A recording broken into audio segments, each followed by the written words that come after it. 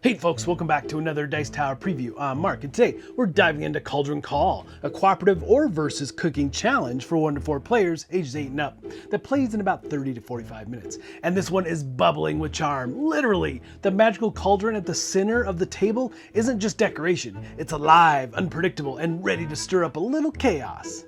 In Cauldron Call, you and your fellow apprentice wizards are battling the clock in a kitchen that has a mind of its own. You'll draw a set of shadow feast orders equal to your player count, and your goal here is simple. Well, on paper it's simple. You complete as many of those dishes as you can before 15 rounds runs out.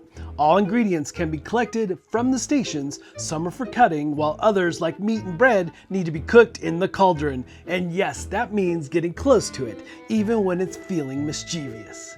Setup in this one starts with the furniture. There's an official recommended layout, and you can place the kitchen stations anywhere on their tiles. Furniture doesn't block furniture, and there's no limit to how many pieces that can share the space. Now, there are several recommended layouts for new players to get started, but as your skills improve, you can build your own DIY layouts to increase the challenge and crank up the replayability. Once everything is placed, roll 2 dice to find the starting coordinates of the chefs and the cauldron. If a space is occupied, re-roll, then deal out the plates equal to the number of players across the 2 plate stations. A couple quick rolls and the kitchen already feels alive.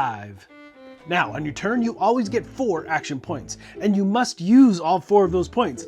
You can mix and match your actions however you need to, though.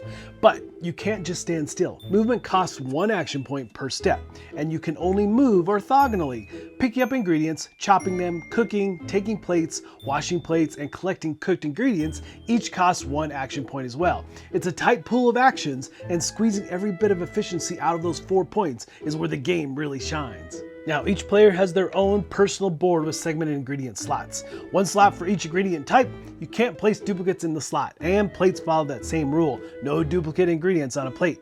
When you're cooking something in the cauldron, you need to be standing orthogonally adjacent to it, and you can place up to 2 ingredients inside it at a time. Now, the cauldron's lighting shows exactly what's happening, whether an ingredient is cooking, ready to grab, or has spoiled. Timing becomes its own little puzzle, because you're reacting to the lights rather than reacting to rounds itself. Burned ingredients discard for free, but they can definitely throw off a perfect plan. Now, as you can imagine, the strategic depth really kicks in with ingredient management. The segmented boards really limit your carrying capacity. So, planning your route, your timing, your role in the kitchen becomes essential. Working out a resource flow with your teammates is key, and mastering the toss skill at the right moment can save entire turns. You can throw ingredients to teammates across the kitchen to keep things moving. Plates, however, cannot be thrown. They're a little more fragile than that. Now, as I already mentioned, the cauldron's lighting indicates the status of ingredients inside, cooking, ready, or spoiled. But since cooking time is unpredictable, you're constantly reading and reacting.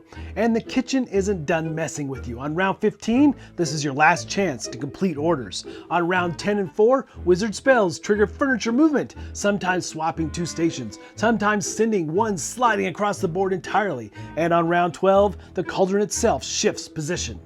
So, the ingredient stations refill immediately, which means you'll never be locked out of supplies that you need. And when you complete an order, delivery is free. Move to the delivery station, place everything onto the Shadow Feast order card that you drew, and drop the plate straight onto the wash station. After your starting orders, round 8 begins in a fresh set equal to your player count. The more orders you complete, the better your final score. Now, one of the things I really love here is just how quickly this becomes a real conversation around the table. You're coordinating routes, calling out what you need, and trying not to block each other because yes, players can block each other's paths. You can only interact with furniture from the front, and every station has specific interaction points. It's frantic, it's funny, and every tiny efficiency feels like a little victory. But the real magic happens in those moments when everything is going smoothly and the plates are washed, the ingredients lined up, you're 1 step ahead, and then a wizard spell fires, and suddenly the chop station is teleported to the other side of the kitchen. Everyone freezes for a second, someone mutters no, and then the whole group pivots into a brand new plan. Those are the moments that make this kitchen feel alive. Now, if you want a competitive spin, and I know you probably do, versus mode takes all this coordination and turns it into a race. 2 teams working the same recipe, sprinting to finish 3 dishes first. It's loud, it's fast, and every action matters, and it's definitely the kind of mode where you'll want an immediate rematch. So, sharpen your knives, steady your wands, and keep an eye on the cauldron. In Cauldron's Call, the kitchen is magical, the clock is merciless, and the only way to survive is to work together, or try to outcook your rivals before the chaos catches up to you. Alright folks, just a reminder once again, this has been a Dice Tower paid preview, and everything you've seen has been in prototype form, so keep a close eye on the campaign for any changes that still may occur. Now with that said, right out of the gate, just look at the table presents for this game. All the different types of equipment that you're going to be using, from the kitchen sink, to the chopping, to the ingredients table, just super cool. And I love how you have acrylic standees on top of stools to show that they need that boost to reach the top of the tables. That's really a fun aspect for sure. And of course the cauldron, you never know what it's going to do. It is a lot of fun, the mass chaos that can happen in this kitchen, and all the wizard spells that can totally change the layout of the room. There's just a ton of fun to be had in this game. And if you like that competitive versus the cooperative, both modes I should say, feel like it's a race to the finish. But folks, ultimately, if this looks like something of interest to you, I'm sure they'd appreciate your support. So I think that's it from me, and until next time, we'll see you at the table.